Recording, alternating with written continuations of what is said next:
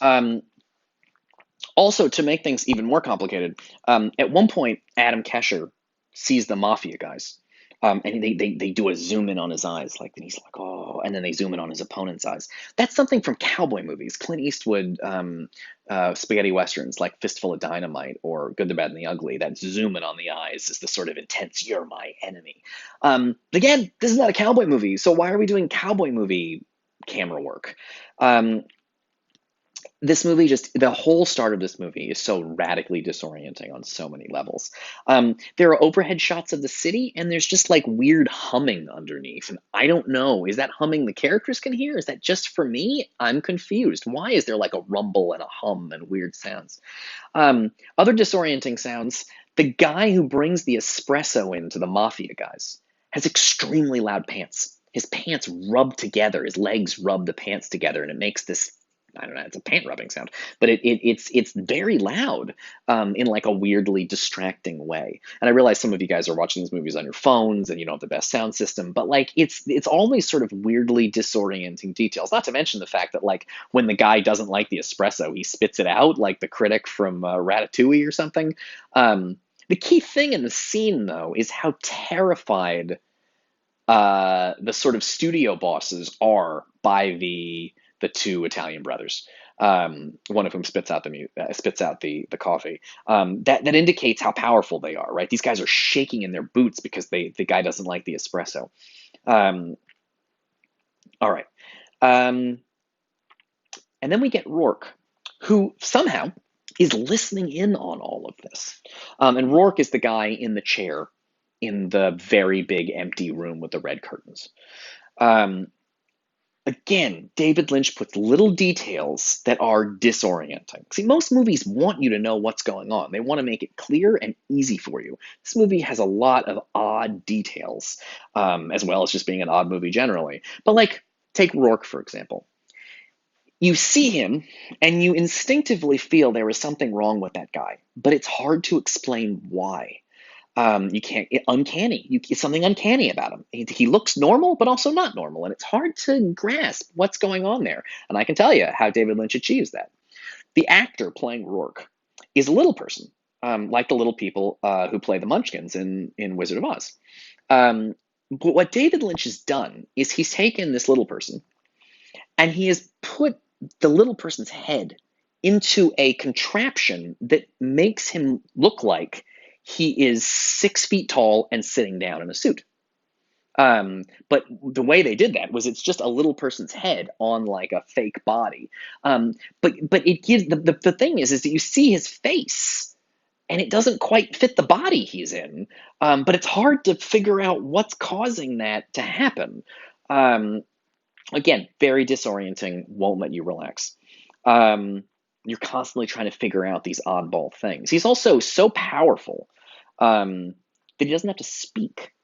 He has a bunch of empty room in his office. That's always a sign. Having a bunch of empty room is always a sign of power. If you go into any of these like big important banking firms on Wall Street, which some of my students will, you can see inside those buildings when you're walking around New York City, especially in our neighborhood at BMCC if you've been there physically. But like big, they always have these gigantic empty lobbies. Why? Because real estate is so expensive in Manhattan. Their lobbies are significantly larger than my apartment, and they don't have anybody in it. They're just empty all the time. It's power. And Rourke similarly has a big empty office. It's a symbol of power. Um, and like the Wizard of Oz, he's the man behind the curtain because he's got the sort of curtains all around the office. Um, okay, cool. Um, and he's so powerful he doesn't have to speak. Right? The guy comes over to say, you know, we have to shut the film down. Is that something that you would want? He doesn't speak. He's so powerful, his underlings just have to figure it out for themselves, but they're obviously scared of this dude. They don't even get in the room with him. They're talking through an intercom outside the room. That's, again, remember DeMille from Sunset Boulevard, the levels of people in between him and regular people. Same thing with Rourke. This guy can only talk to Rourke through an intercom. Um, okay, cool. Um, yeah. Then more fucking characters and another genre. Adam Kesher beats the limousine with a golf club, and he runs away like he's a teenager who's defaced something and not a professional director of Hollywood movies. It's very juvenile. But then we get a whole new more characters, as if I didn't have enough characters, and a whole other genre. Now, this next genre is something a lot of my students are unaware of because this movie was made in 2000, and the biggest movie to come out in the 1990s was Pulp Fiction. That was a game changer for the industry. It was a huge movie, partly because it didn't cost a lot to make, but it did make a lot of money. Also, they had thought movies, people want, like Marvel movies, they want big, expensive special effects, but people went to go see Pulp Fiction because of the dialogue, which, whatever you want to say about Quentin Tarantino, is a pretty amazing accomplishment. Um, but the thing that made Pulp Fiction famous was uh, bumbling hitmen. John Travolta and Samuel Jackson. They accidentally shoot Marvin in the face in that movie. They're hitmen, but they fuck up. They're not like cool, suave, perfect hitmen. They're like they bumble a little bit, like it's real life. And that was a fun aspect of the movie. The bumbling hitman is what you get in this scene. It's a Tarantino. Tarantino is the next movie genre you are in.